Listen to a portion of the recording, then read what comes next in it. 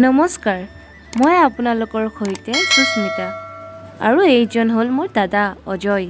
আপোনালোকে নিশ্চয় মোৰ আগৰ ভিডিঅ'বোৰ চাইছিলে।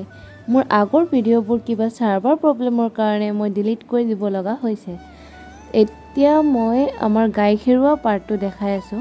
আগৰ ভিডিঅ'ত মই কৈছিলোঁ যে আমি গাই খিৰোৱা পাৰ্টটো আপোনালোকৰ লগত শ্বেয়াৰ কৰিম। সৰু বাল্টিনৰ গাখীৰখিনি এতিয়া ডাঙৰ বাল্টিনত চাকনিৰে চাকি ঢালি ধোৱা হ'ব।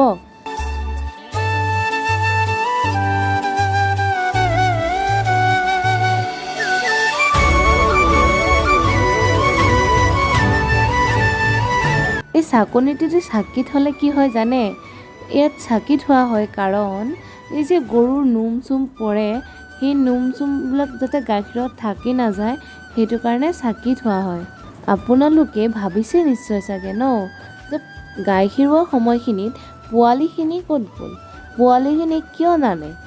গাই খিৰোৱা সময়খিনিতো পোৱালি লাগে, পোৱালিখিনি কিয় নানে?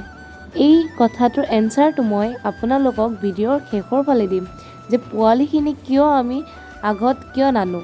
আমাৰ গোটেইকেইজনী গৰুৰ ভিতৰত এইজনী গৰুৱে অকল বেছি উৎপাত কৰে। আৰু চাওকচোন সিজনীয়ে কলাজনীয়ে কেনেকৈ খুচি দিছে।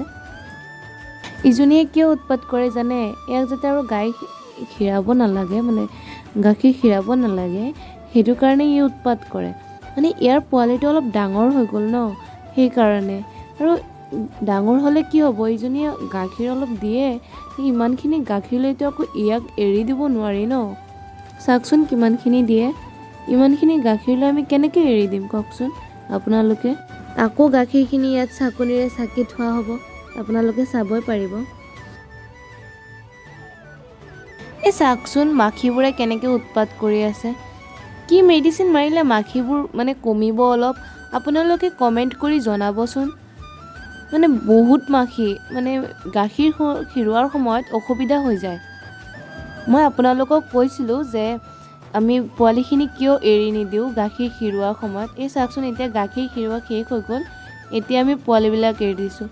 আমাৰ মানে গাখীৰ খিৰোৱাৰ সময়ত পোৱালিবিলাক এৰি নিদিওঁ কাৰণ ইহঁতে বৰ দিগদাৰ দিয়ে আৰু ইহঁতে পোৱালিক এৰি গাখীৰ দিব খোজে, উৎপাত নকৰে, সেইটো কাৰণে তেনেকৈ আমাৰ গাখীৰ খিৰোৱা হয়। এতিয়া আৰু পোৱালিক দেখিলে মানে গাখীৰ নিদিয়ে আৰু এতিয়া হৈ গ'ল আৰু এনেকৈ থাকিব লাগিব, গাখীৰ নিদিয়ে, যিমানে চেষ্টা কৰিব তথাপিও নিদিব। সেইটো কাৰণে আৰু এনেকুৱা কৰা হয় যে গাখীৰ খিৰোৱাৰ শেষৰ ফালে আমি পোৱালিকেইটাক এৰি দিওঁ। আৰু আপোনালোকে সৰু পোৱালিটোক চাইছেনে? এই সৰু পোৱালিটোৰ মাকটো নাই, এইটো কাৰণে আমি এই সৰু পোৱালিটোক বেলেগ গৰু গাখীৰ খুৱাই দিওঁ। আৰু এনেকৈ গাখীৰ খিৰোৱাৰ পিছতো এনেকৈ বাল্টিনত, সৰু বাল্টিন এটাত এনেকৈ গাখীৰবিলাক দি দিওঁ, সৰু পোৱালিটো তেনেকৈ খাই আছে। গাখীৰখিনি বটলত ভৰাই আছে কাৰণ যাৰ ঘৰত দিয়া হয় গাখীৰখিনি তেওঁলোকক এনেকৈ বটলত ভৰাই দিয়া হয়, তাৰপিছত সিহঁতে আৰু নেক্সট বেলেগ বটলখিনি ঘূৰাই দিয়ে, এইখিনি ৰাখি দিয়ে। আপোনালোকে চাবচোন কেনেকৈ কি কৰি আছোঁ আমি। আমাৰ গাখীৰ খিৰোৱা কামখিনি শেষ হৈ গ'ল যিহেতু, এতিয়া গৰুকেইজনীক আমি এতিয়া খেৰ দিম, মানে মই নিদিওঁ, দাদাই দিব।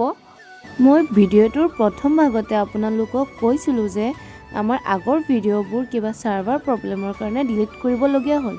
এতিয়া মই ভিডিঅ'খিনি আকৌ আপলোড কৰিম। আপোনালোকে যোনে যোনেতো চাইছেই আৰু যোনে যোনে চোৱা নাই তেওঁলোকে আকৌ আগৰ ভিডিঅ'বোৰ চাই আহিব। এই পাৰ্টটো আমি ইয়াতে সামৰণি মাৰিলোঁ। আপোনালোকে ভিডিঅ'টো সম্পূৰ্ণ চোৱাৰ বাবে আপোনালোকক বহুত বহুত ধন্যবাদ।